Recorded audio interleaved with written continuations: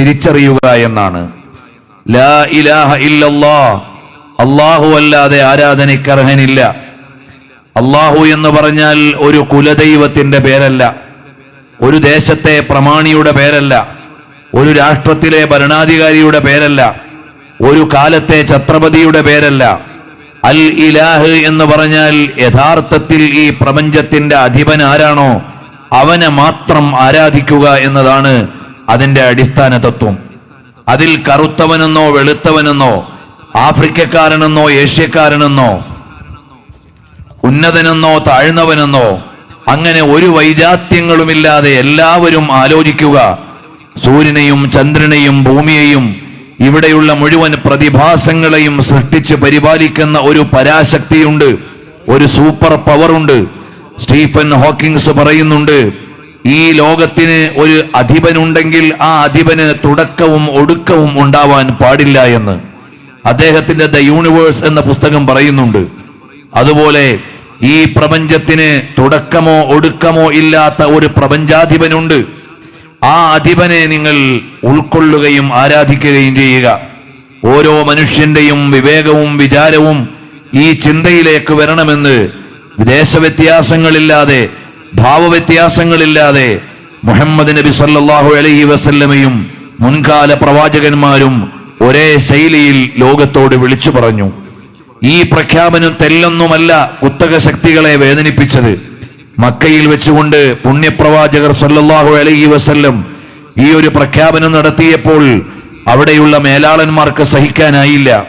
ഞങ്ങളുടെ കീഴിൽ അടിമകളായി കഴിയുന്ന കറുത്തവരും കമ്പോളത്തിൽ നിന്ന് വാങ്ങിക്കൊണ്ടുവരുന്ന അടിമകളും മുതലാളിമാരായ നമ്മളും ഈ പ്രപഞ്ചാധിപന്റെ മുമ്പിൽ അടിമകൾ എന്ന നിലയിൽ തുല്യരാണെന്ന് വിളിച്ചു പറയുന്ന ഒരു ദർശനം ലോകത്തെ ഏറ്റവും വലിയ സമത്വ ദർശനമാണ്.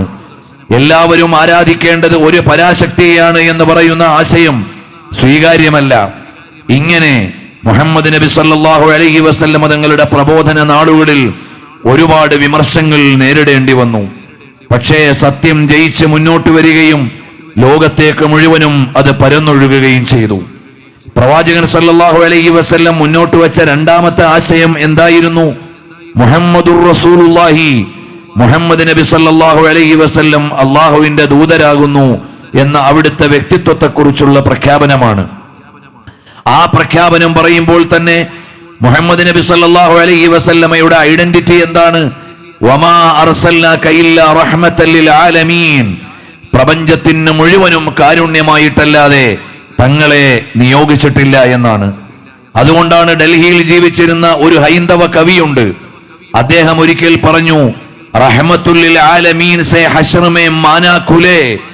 റഹ്മത്തുൽ ലിൽ ആലമീൻ എന്ന പ്രയോഗത്തിന്റെ അർത്ഥം നാളെ പരലോകത്ത് വെച്ചുകൊണ്ട് വ്യക്തമാകും. മുജേ ബി ലേ ജായേംഗെ ജന്നത്തുമേ, എന്നെയും സ്വർഗത്തിലേക്ക് ക്ഷണിക്കാൻ വേണ്ടിയാണ് പ്രവാചകൻ വന്നിട്ടുള്ളത്.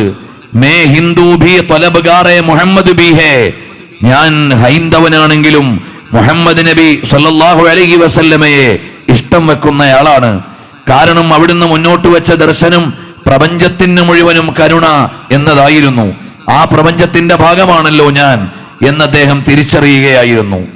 അദ്ദേഹത്തെക്കുറിച്ച് ഡൽഹിയിലെ ഒരു ഹൈന്ദവ കവി എന്ന് അടിച്ചാൽ തന്നെ ഓൺലൈനിൽ നിന്ന് അദ്ദേഹത്തിന്റെ കവിതകളും മറ്റും നമുക്ക് ലഭിക്കും.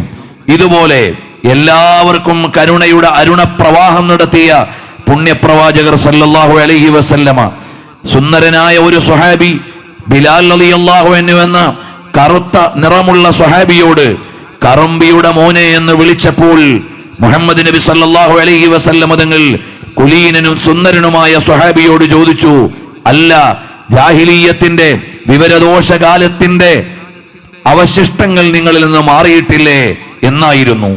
ഇത് കേട്ടപ്പോൾ ആ ശിഷ്യന്റെ മനസ്സിലുണ്ടായ ഭാവമാറ്റം എന്തായിരുന്നു? ബിലാൽ റളിയല്ലാഹു അൻഹുവിനെ വിളിച്ചു. എന്നിട്ട് പറഞ്ഞു, എനിക്ക് ഈ വേദന മാറണമെങ്കിൽ നിങ്ങളെ ആ മാനസികമായി നൊമ്പരപ്പെടുത്തിയ വർണ്ണവെറിയുടെ വർണ്ണവിവേചനത്തിന്റെ പരാമർശത്തിന്റെ നൊമ്പരം നിങ്ങളുടെ ഹൃദയത്തിൽ ഉണ്ടായിട്ടുണ്ടല്ലോ, അത് മാറണമെങ്കിൽ നിങ്ങളുടെ